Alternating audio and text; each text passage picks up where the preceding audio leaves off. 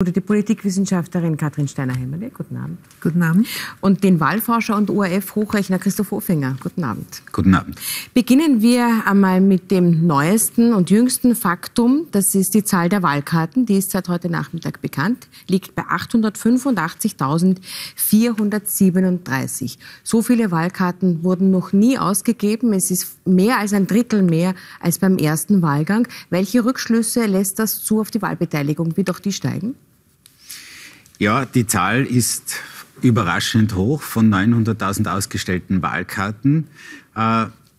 Erster Erklärungsversuch, es gibt einen großen Trend zur Wahlkarte. Die Menschen wollen ihr erstes schönes Wochenende unterwegs verbringen.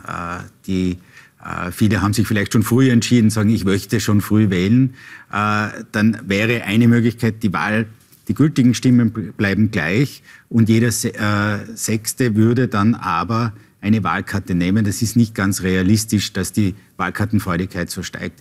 Die andere Möglichkeit wäre, dass die Urnenwahl, also das, was die Leute, die in den Sprengel die Stimme abgeben, genauso steigt wie die Wahlkarten. Das würde aber zu einer Wahlbeteiligung von 94% führen. Das hatten wir das letzte Mal in den 70er Jahren.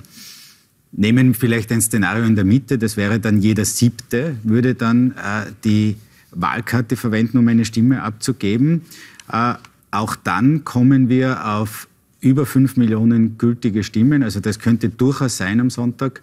Und eine Wahlbeteiligung von möglicherweise um die 80%. Wir wissen es nicht genau, aber wie wir heute bei Sora diese Zahlen angesehen haben, haben wir gewusst, da kommt eine enorme Dynamik, wirklich ein dramatischer Sonntag auf uns zu.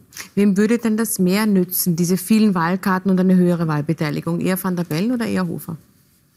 Eine sinkende Zahl an ausgestellten Wahlkarten wäre eine schlechte Nachricht für Van der Bellen, weil von Anfang an klar war, wenn die Wahlbeteiligung sinken würde, dann würde, weil Norbert Hofer wahrscheinlich seine Wähler halten kann, eine Aufholjagd schon rechnerisch sehr schwer werden. Jetzt, wenn die Wahlbeteiligung vermutlich steigt, ist die Frage natürlich, in welchen Gruppen. Wir kennen schon die regionalen Unterschiede. In einigen Bundesländern, wo Van der Bellen stark war, gab es besonders viele ausgestellte Wahlkarten. Im Westen zum Beispiel Tirol und Vorarlberg. In Wien war es etwa im Schnitt.